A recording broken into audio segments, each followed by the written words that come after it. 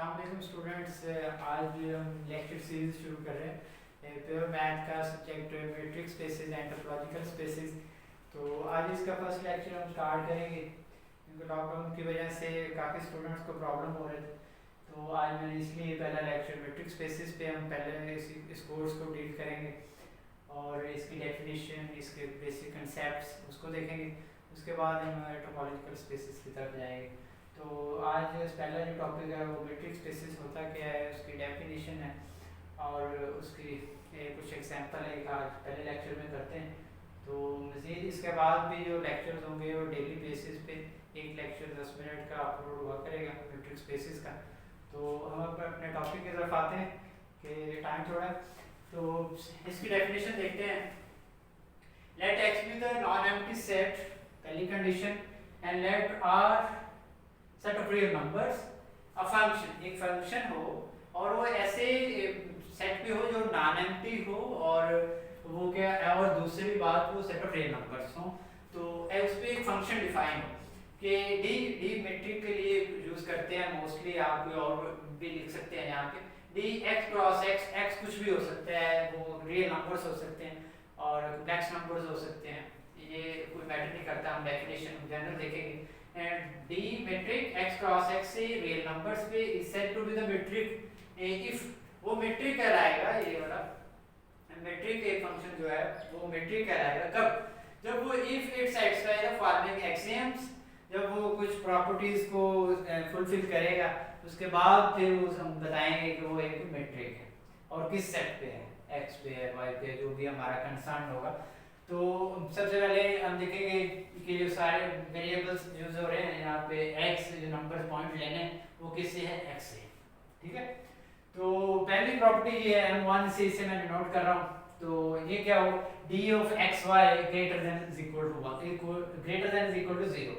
तो इसका क्या मतलब है कि या तो डिस्टेंस जो है और दूसरी बात ये फंक्शन डिफाइन हुआ है ये क्या हो, ग्रेटर देन 0 हो या 0 हो सकता है, कभी भी नेगेटिव नहीं होंगे, ठीक है। तो इसको मजीद मैंने डिस्प्ले किया है कि D finite and non negative real valued function. क्या मतलब कि वो फाइनाइट हो, फाइनाइट से मुराद के कोई नंबर हो जो हम जानते हो, ये ना हो कि वो फाइनाइट हो, इन्फिनिट का साइन हो, क्योंकि वो सिंबल है ना एक नंबर नहीं। दूसरी बात नॉन नेगेटिव रियल नंबर मैंने वर्डिंग में लिख दिया, और रियल वैल्यूड फंक्शन होता है यानी कि पॉजिटिव, और इसको आप इस तरह भी लिख सकते हैं कि 0 से इंफिनिटी ओपन इंटरवल एंड इधर से क्लोज इंटरवल, तो 0 भी हो सकता है और उससे ऑनवर्ड कोई भी नंबर हो सकता है। अच्छा, दूसरी प्रॉपर्टी M2 में मैंने ये लिखी है d of x y is equal to 0 if and only if x is equal to y, कि उनके दरमियान x और y के दरमियान जो डिस्टेंस है वो क्या हो, 0 होगा उस वक्त जब जो दोनों पॉइंट सेम हो जाएं। जैसे हम देखते हैं हम रियल लाइफ में भी कि यहाँ से लेकर यहाँ तक जाना है तो ये डिस्टेंस है, तो अगर ये पॉइंट भी यहाँ पे आ जाए, एक दो सेम हो जाए, फॉर एग्जांपल ये पॉइंट भी यहाँ आ जाए तो एक ही पॉइंट होगा, तो वहाँ पे डिस्टेंस क्या हो जाएगा, 0 हो जाएगा। तो ये इसलिए ये दोनों साइड से ट्रू है कि d of x y is equal to 0 है, तो इफ और इंप्लाइज करता है कि x is equal to y है। तो जब x is equal to y है तो वो इंप्लाइज करता है कि d of x y जो है वो 0 है। और अब हम आते हैं M3 प्रॉपर्टी पे कि d of x y is equal to d of y x, कि अगर हम y का x का y की तरफ डिस्टेंस लें x से y या y से x लें तो उस पे कोई फर्क ना पड़े, तो ये ऐसी प्रॉपर्टी को कहते हैं सिमेट्रिक प्रॉपर्टी, कि उसके ऑर्डर चेंज करने से उसके ऊपर कोई फर्क ना पड़े। तो ये याद रखना है कि इसके नेम से भी सिमेट्रिक प्रॉपर्टी बाद बुक्स में ये नहीं लिखा जाता, वर्डिंग में लिख देते हैं सिमेट्रिक प्रॉपर्टी, और बाद बुक्स में मोस्टली में ये लिख देते हैं। और चौथी प्रॉपर्टी है जिसमें हमारे पास, जिसे हम ट्राइएंगुलर प्रॉपर्टी कहते हैं, और उसमें क्या होता है कि x एक और पॉइंट है z है, तो x से z का जो डिस्टेंस है वो क्या हो, लेस हो और इक्वल हो किसके, d ऑफ x y के, उससे हट के एक पॉइंट है d ऑफ x y वो distance plus d of y z, और वो वाला डिस्टेंस उनका दोनों का सम जो है वो ग्रेटर हो इससे इस डिस्टेंस से जो x से z है और या इक्वल हो सकता है। इसको मैं एक फिगर से, जैसे ट्रायंगल नाम से भी जाहिर है कि एक पॉइंट हमारे पास ये है और एक पॉइंट ये है x और ये है z, तो ये डिस्टेंस अब हमने यहाँ से जहाँ तक जाना है तो हम एक तो फॉरवर्ड वे तरीका ये है कि हम यहाँ से स्ट्रेट फॉरवर्ड चलेंगे, तो ऐसे डिस्टेंस को कहते हैं डिस्प्लेसमेंट। तो दूसरा तरीका क्या है, आप यहाँ से यहाँ जाएं फिर यहाँ से यहाँ जाएं, ठीक है। तो ये y है, तो इस इन यहाँ से यहाँ आए और यहाँ से यहाँ जाए, तो इन दोनों डिस्टेंस का सम वो हमेशा इस डिस्टेंस से ज्यादा होगा, इन दोनों का सम इंडिविजुअली नहीं सम।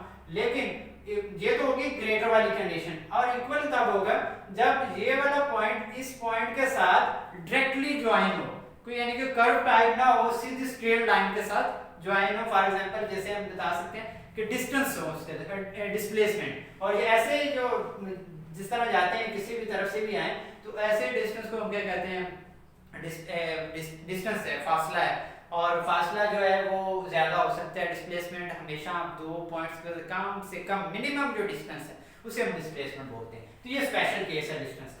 तो ये फोर्थ प्रॉपर्टी है, तो आपको मैंने इससे भी बता दिया ट्रायंगल की मदद से भी। तो फॉर एग्जांपल ट्रायंगल है, ये x है जी और यहाँ पे z है, तो ये पॉइंट जब y है, इन दोनों का सम जो इसका जो डिस्टेंस है इन दोनों के सम से लेस है। तो ऐसे चार प्रॉपर्टीज जो फंक्शन डिफाइन करेगा, फुलफिल करेगा, उसको हम कहेंगे वो मेट्रिक है। तो मेट्रिक है उस सेट पे, वो कोई भी सेट हो सकता है, रियल है, कॉम्प्लेक्स नंबर है, तो उसका जो पेयर बनेगा एंड पे the pair xd is then called a metric space. तो इस पेयर को हम क्या कहते हैं, मैट्रिक स्पेस। तो होपफुली कि आपको इस लेक्चर में क्लियरेंस हुई होगी कि डेफिनेशन क्या है मैट्रिक, और उसके बाद उसके पेयर्स जो बन जाता है उसे हम मैट्रिक स्पेस कहते हैं। तो यहाँ पे एक और पॉइंट नोट कर लें कि इस ऐसे फंक्शंस को मैट्रिक स्पेस को आमतौर पर हम डिस्टेंस फंक्शंस भी कहते हैं, ठीक है, कि डिस्टेंस ही होता है जो हम इस तरह हम लिख सकते हैं कि d of x y is the distance from x y। तो अगर एक नोट है यहाँ पे, जो यहाँ पे x यूज होता है, यहाँ पे ये वाला x, इसको कहते होते हैं, ये अंडरलाइन सेट है। क्या कहते हैं, अंडरलाइन, जिसके कंसर्न हम चीजों को फॉलो कर रहे हैं, उस सेट से चीजें ले रहे हैं, उसे अंडरलाइन सेट भी कहते हैं। और इसके अब मजीद एक एग्जांपल देखते हैं और उसको देखते हैं कि वो इस कंडीशन को फुलफिल करती है या नहीं करती। तो आप आज जस्ट हम ये करते हैं कि इसकी एक एग्जांपल लिखते हैं, और फिर उसके बाद कल के लेक्चर में नेक्स्ट में वीडियोस में हम देखेंगे कि वो कंडीशंस जो हैं, जो चार हमने आज लिखी हैं, पहली जो है वो नॉन नेगेटिव रियल नंबर्स हो, दूसरी जो है वो जीरो कब होगा, और उसके बाद सिमेट्रिक है कि नहीं है। तो वो मैं अब एक एग्जांपल लिखता हूँ, और वो है किस पे, let R be the real numbers है, ठीक है, let R be the real numbers.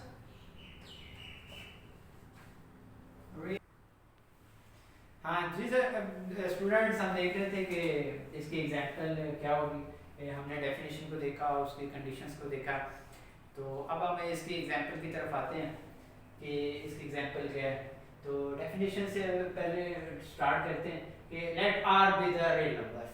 Definition में क्लियर कट बताया गया था कि वो नॉन नेगेटिव, तो पहली बात वो ट्रू है। तो दूसरी बात, ये फंक्शन इस तरह डिफाइन हो। दूसरी बात, रियल भी बताई हुई, तो रियल भी है।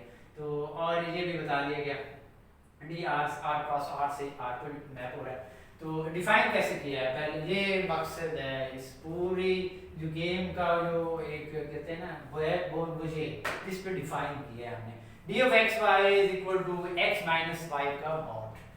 तो ये मैट्रिक है ऑन आर पे, तो ये मैट्रिक है या नहीं है, तो ये हम नेक्स्ट लेक्चर में ना इसकी प्रॉपर्टीज को डिस्प्ले करेंगे, कैसे एक एक प्रॉपर्टी को सेटिस्फाई कराएंगे। तो इस स्पेस के आर डी, जिसे एक्चुअली लिखा था, इस ऑर्डर पे को क्या कहते हैं, ये मैट्रिक स्पेस है। और इसके दूसरे दो नाम जो है वो रियल लाइन भी कहते हैं इसे।